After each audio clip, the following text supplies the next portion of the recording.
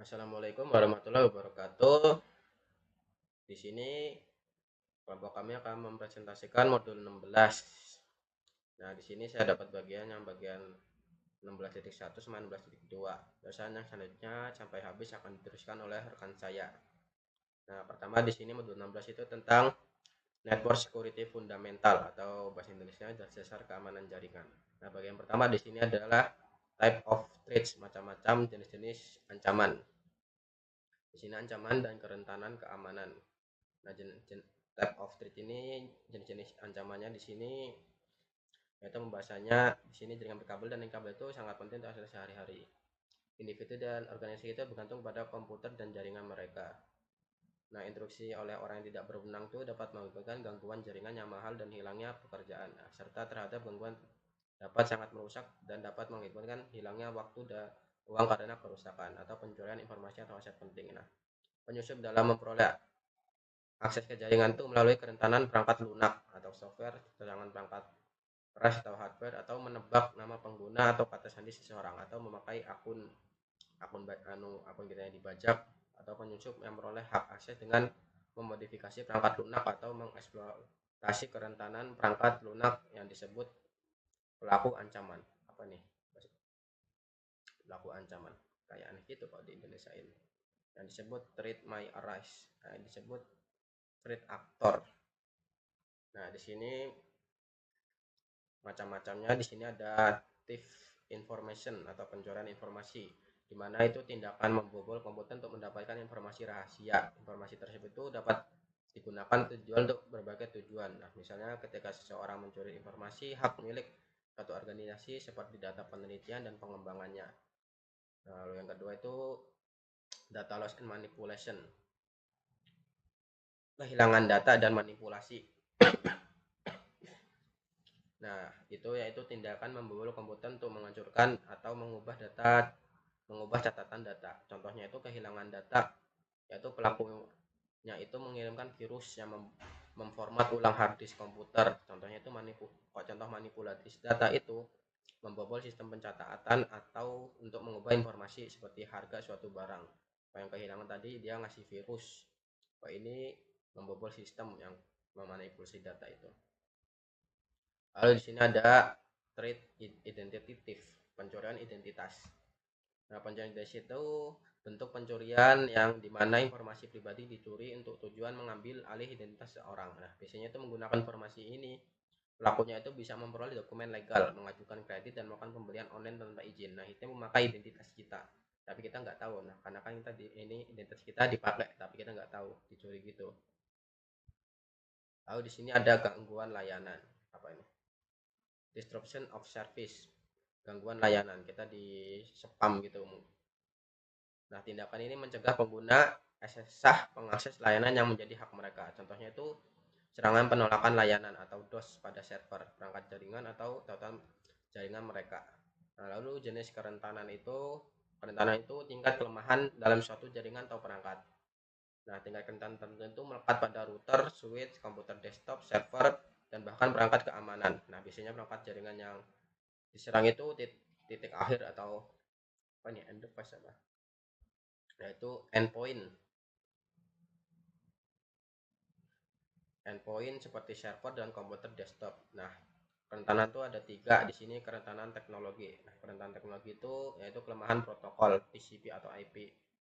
Terus yang kerentanan kelemahan operasi sistemnya atau kelemahan peralatan jaringannya. Lalu kerentanan konfigurasi ada unsecure user akun yang tidak ada keamanannya, user akun nggak ada keamanan, misalnya nggak ada sandinya, cuma pengguna tidak aman. Terus ada akun sistem dengan kata sandi yang mudah ditebak, ada layanan internet yang salah konfigurasi, atau ada pengaturan default yang tidak aman di dalam produk, kita belum mengubah pengaturan defaultnya jadinya mudah dibobol orang, atau ada peralatan jaringan yang salah dikonfigurasi. Nah, kita konfigurasi salah jaringan, kita pengen masuk ke itu malah nggak bisa nanti, atau malah ada yang tahu tapi kita nggak tahu, yang penyerang itu malah tahu kita nggak tahu, jadinya ya kebobolan.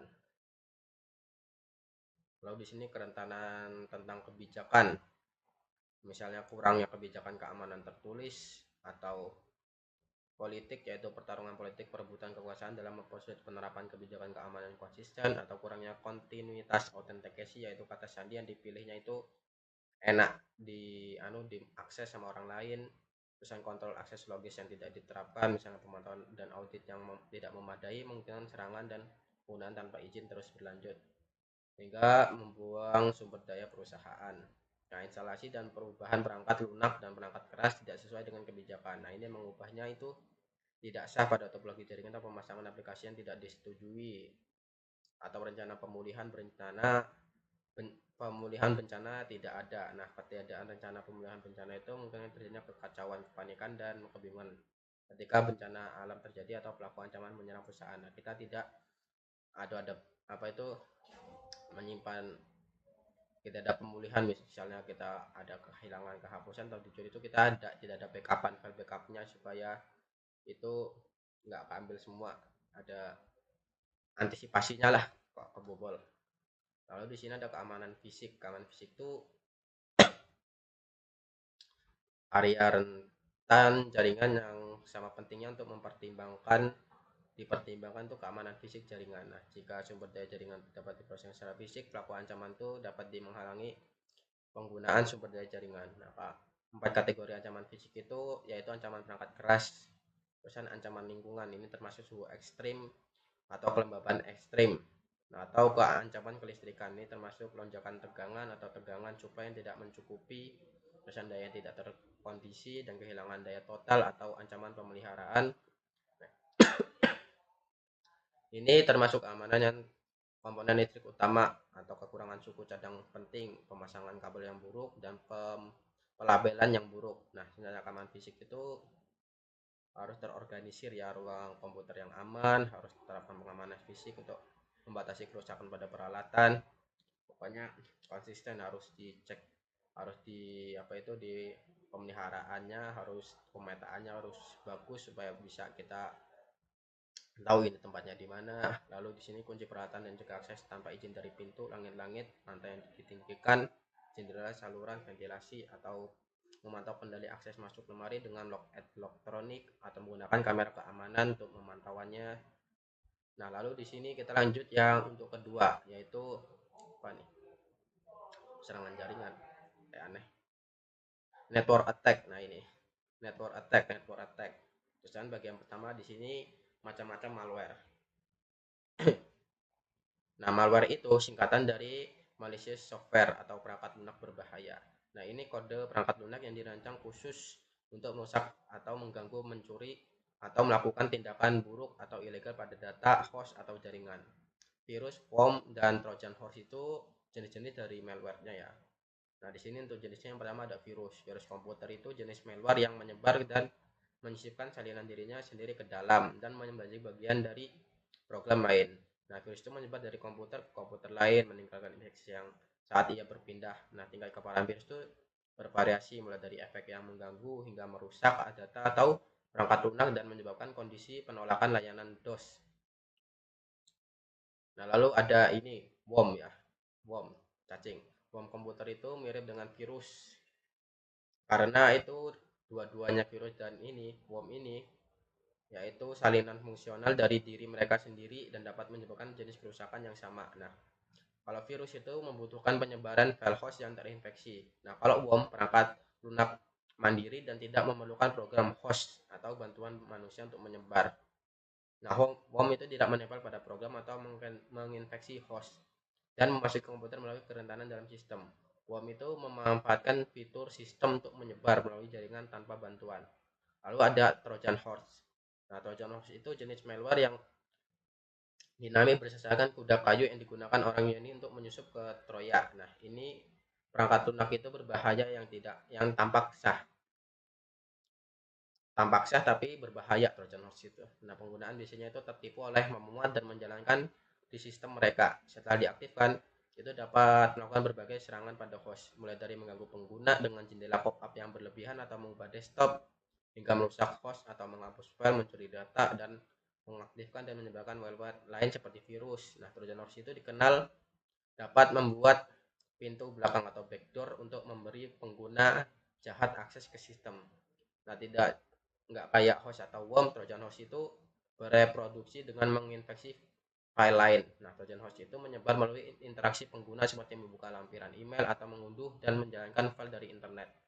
Nah, kita misalnya buka-buka sesuatu tapi malah dapat Trojan horse membuka email. Nah, terus kan kita buka email masih dilacak sama Trojan horse, dia nyebarin virus ke situ. Nah, lalu di sini serangan pengintaian. Kok kayak aneh ya? Kok di translate nih. Nah, terusan recognition attack. Recognition attack. Nah, selain serangan virus tadi itu, serangan jaringan itu ada diklasifikasi jadi 3 kategori utama, yaitu serangan pengintaian atau recognition attack tadi, yaitu penemuan dan pemetaan sistem layanan atau kerentanan. Lalu ada access attack, serangan akses yaitu dia manipulasi data, mengakses sistem atau hak akses pengguna tanpa izin. Lalu ada penolakan layanan, yaitu penonaktifan atau kerusakan jaringan sistem atau layanan. Nah, untuk setiap pengintaian, pelaku ancaman eksternal itu dapat menggunakan alat internet seperti utilitas atau NS lookup dan WUIS untuk dengan mudah menentukan ruang alamat IP yang ditugaskan ke perusahaan atau entitas tertentu. Nah, setelah ruang alamat IP itu ditentukan, pelakunya itu kemudian melakukan ping ke alamat IP yang tersedia untuk umum dan untuk mengidentifikasi alamat yang aktif. Nah, untuk membantu mengotomatiskan langkah ini, pelaku itu dapat menggunakan alat pemindaian ping seperti F-ping atau G-ping. Nah, alat ini secara sistematis melakukan ping ke semua alamat jaringan dalam rentang atau subnet tertentu. Nah, ini tuh mirip menelusuri bagian buku telepon dan menelepon setiap nomor untuk melihat siapa yang menjawab. Kalau dijawab berarti ya udah, berarti itu yang kelacak, di hack. Lalu pertanyaan internet kok aneh begini ya? Di translate. Internet queries. Di sini bagian recognition attack itu ada 3. Yang pertama internet queries sama ping sweep or scan. Nah, internet queries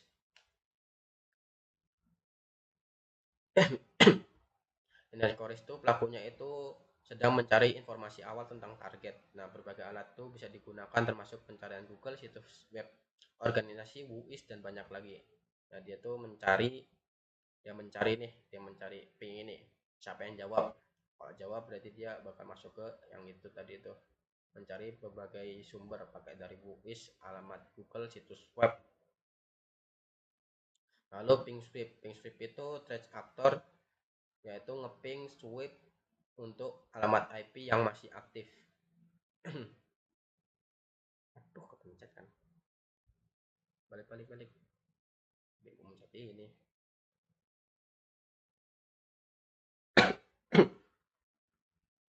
Nah, tadi ping sweep itu mana?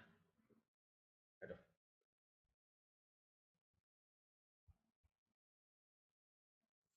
Nah, ping sweep itu coba dijalanin. Nah, ping sweep itu si pelakunya ini dia bakal ngeping semua ping yang tersedia. Lalu jika meminta ping yang menentukan alamat IP mana masih aktif, dia bakal ngeping IP mana yang masih aktif. Lalu di sini pemindaian por. Nah, pemindaian por scan ini for scan ini pelakunya itu bakal melakukan pemindaian por pada alamat IP aktif yang ditemukan. Nah, dia bakal pertama dia ngeping ke itu, dia di internet tuh dia mencari webnya, IP-nya, terus kan dia ngeping ke IP-nya itu, IP mana yang masih aktif, dan dia bakal mindai por mana yang masih aktif. Lalu di sini serangan attack atau access attack.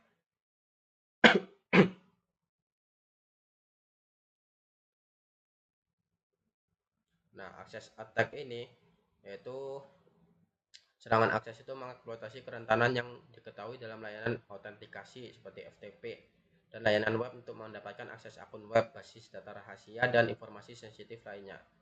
Nah, serangan attack akses ini memungkinkan individu untuk mengakses tanpa izin ke informasi yang tidak berhak mereka lihat. Nah, serangan akses itu dapat diklasifikasikan jadi 4 jenis. Yang pertama itu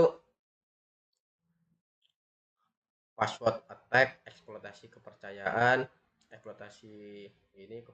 pengalihan port, sama serangan man in the middle, yaitu password attack, trust exploitation, port redirection, man in the middle. Nah, untuk password attack itu yaitu pelakunya itu dapat melakukan serangan kata sandi menggunakan beberapa metode rahasia, yaitu secara paksa, serangan Trojan horse, atau pengintaian paket. Nah, dia bakal mencoba semua itu untuk menyerang kata sandinya, apakah mana yang betul. Lalu trust exploitation. Nah, untuk penyerangan ini pelakunya itu menggunakan hak akses yang tidak sah untuk mendapatkan akses ke suatu sistem yang berpotensi itu membahayakan target. Nah, dalam animasi ini, bentar dulu. Sistem B mempercayai semua orang. Tujuan penyerang ini mendapatkan akses ke sistem A. Sistem A mempercayai sistem B. Nah, sistem B diserang, dia mendapatkan akses semuanya. Nah, sistem B terbuka, dia bakal meminta aksesnya di sini, urusan dia mendapatkan semua itu.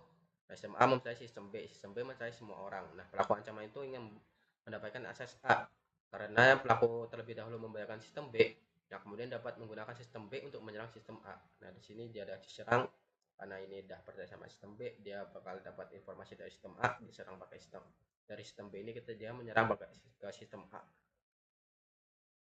Lalu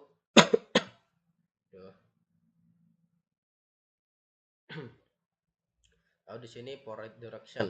Nah, penyerangan port redirection ini pelakunya itu menggunakan sistem yang telah disusupi sebagai basis untuk menyerang target lain. Nah, contoh di gambarnya ini. Pelakunya itu menggunakan SSH port 22. Nah, port 2 itu terhubung ke host A. Lalu yang telah disusupi, nah host A dipercaya oleh host B. Nah, karena itu pelaku ancaman itu dapat menggunakan telnet port 23 untuk mengaksesnya. Nah, dia mengakses ke port A, dia pakai dari port A ini dia mengakses informasinya, dia bakal nyerang ke ini memakai dari port yang di host A ini. Lalu yang keempat, man in the middle. Apa nih? Man in the middle. Nah, penyerangan man in the middle ini yaitu pelakunya itu bakal berada di antara dua entitas yang sah untuk membaca atau memodifikasi data yang mengalir di antara dua pihak. Nah, gambarnya ini serangan in the middle. Nah, dia berada di tengah-tengah, dia bisa membaca atau memanipulasi data, tapi tidak diketahui itu dia sebagai penyerang. Nah, korban meminta halaman web. Permintaan tersebut diarahkan ke komputer pelaku ancaman. Lalu komputer pelaku itu menerima permintaan dan mengambil halaman asli dari situs web yang sah. Lalu pelakunya itu mengubah halaman web yang sah dan melakukan perubahan pada data. Nah, pelakunya itu meneruskan halaman yang diminta kepada korban. Nah, lalu ini yang serangan penolakan layanan atau denial of service attack. Nah, denial of service attack ini yaitu kebanyakan bentuk dari serangan yang dipublikasikan dan termasuk yang paling sulit untuk dihilangkan. Tapi karena kemudahan implementasinya dan potensi kerusakan yang signifikan, serangan DOS itu layak diperhatikan khusus dari administrator keamanan. Nah, serangan DOS itu memiliki banyak bentuk. Pada akhirnya, serangan ini mencegah orang yang berwenang menggunakan suatu layanan dengan mengonsumsi sumber daya sistem. Nah, untuk membantu mencegah serangan DOS itu penting untuk memperbarui sistem operasi dan aplikasi dengan pembaruan keamanan terbaru.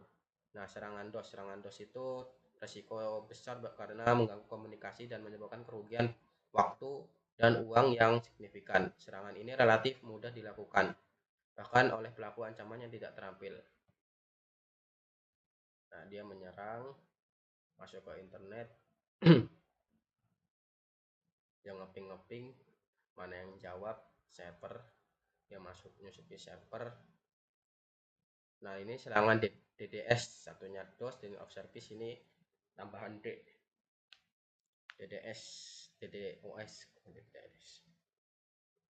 Nah, serangan DDoS attack nih itu mirip sama DOS yang awal tadi, tapi berasal dari banyak sumber yang terorganisasi.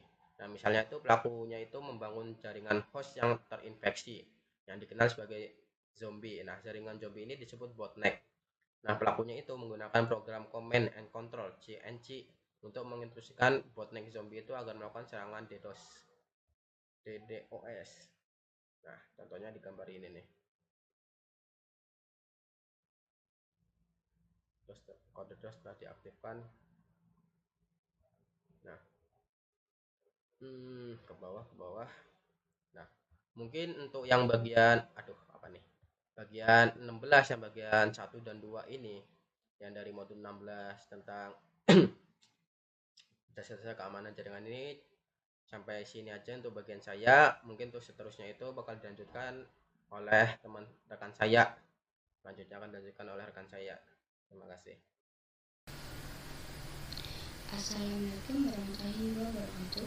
Perkenalkan, nama saya Rasya Westina dengan impian 2578218. Pada video ini saya akan menjelaskan pada modul 16.3 mitigasi serangan jaringan. Di sini 16.3.1 pendekatan pertahanan mendalam. Nah, intinya pada 16.3.1 ini keamanan jaringan itu jangan cuma mengandalkan satu alat saja. Nah, kita pakai konsep layered approach atau berlapis. Jadi kalau satu lapis ditembus, masih ada lapisan lainnya. Yang pertama itu ada hardening. Semua device, router, switch, host harus dikunci atau diamankan. Yang kedua, perangkat pendukung menggunakan berbagai kombinasi layanan seperti VPN atau buat akses aman, ASA firewall melindungi trafik masuk atau keluar. Dan yang ketiga ada IPS, mendeteksi dan menghentikan serangan, yaitu ESI atau WSI, filter email dan web, dan AAA server mengatur operasi admin.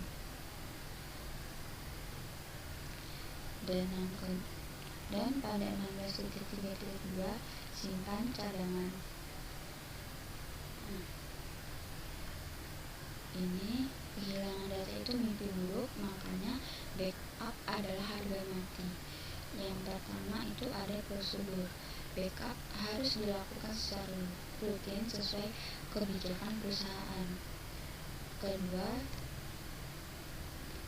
penyimpanan harus disimpan di tempat aman, biasanya offset atau di luar lokasi utama, dan dienkripsi atau diberi password.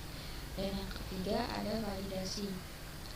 Jangan cuma backup tapi harus dites apakah data itu bisa di restore dengan benar.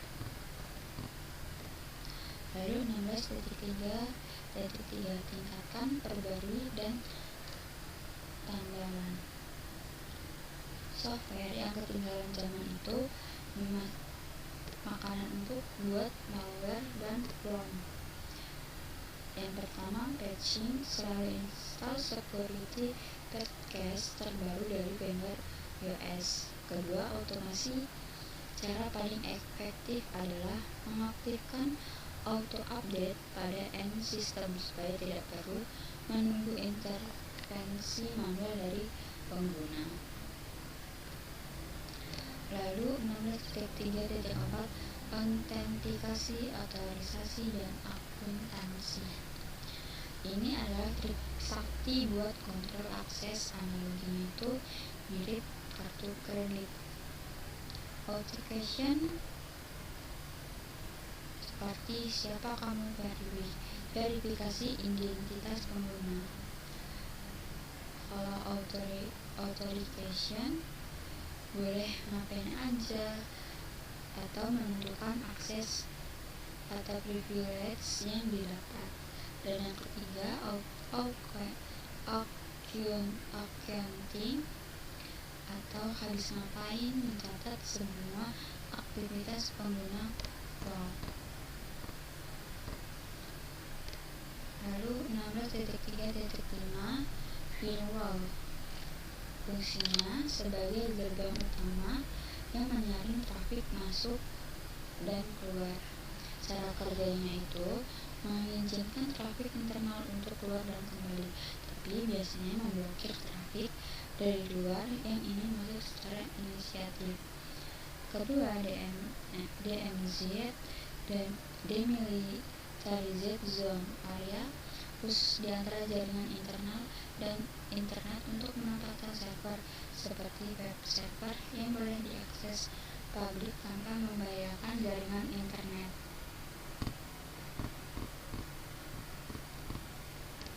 Lalu 16.3.6 jenis firewall. Ada beberapa teknik filter yang dipakai firewall modern. Yang pertama, paket filtering, filter berdasarkan IP atau MAC address. Yang kedua, application filtering, filter berdasarkan nomor port aplikasi. Ketiga, URL filtering, blokir situs berdasarkan nama domain atau kata kunci. Keempat, stateful packet inspection, teknik paling pintar yang mengecek apakah paket yang masuk adalah jawaban yang sah atas permintaan dari host internal. Kalau tidak ada permintaan, paket akan diblokir. Pada 16.3.7 keamanan titik akhir, bagian paling menantang karena melibatkan faktor manusia. Tantangannya, laptop, smartphone, dan PC adalah target paling rentan karena sering dibawa-bawa atau salah digunakan pengguna. Mitigasi perlu kebijakan tertulis, pelatihan pengguna, penggunaan antivirus, host-based in. Lalu itu kita akan masuk ke bagian device security.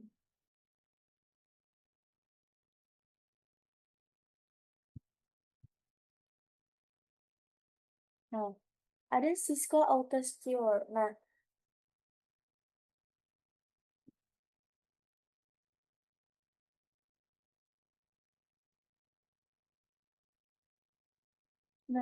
ini fitur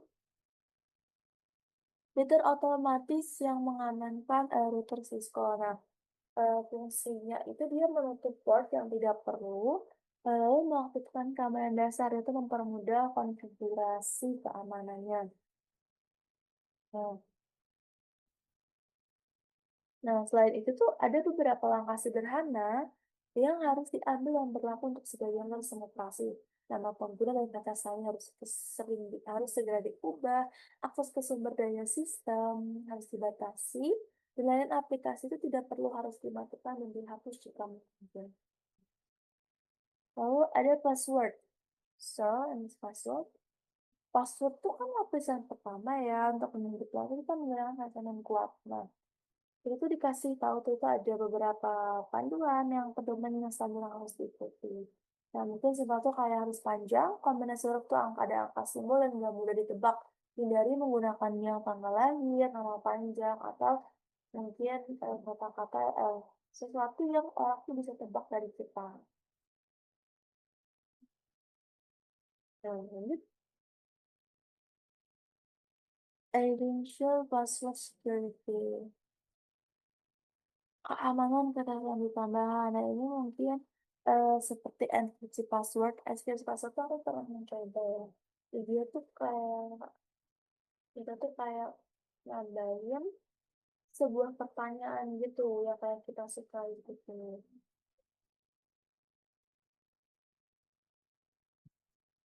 Nah, oke, lalu ada enable. Oh, ini masih ngebahas ini ya. Nah, enable ini Cloud itu menyederhanakan akses perangkat jarak jauh tapi tidak aman. Data yang terkandung dalam paket download ditransmisikan tanpa dienkripsikan. Untuk alasan ini tuh sangat disarankan untuk mengaktifkan search yang SSL pada perangkat untuk akses jarak jauh yang aman.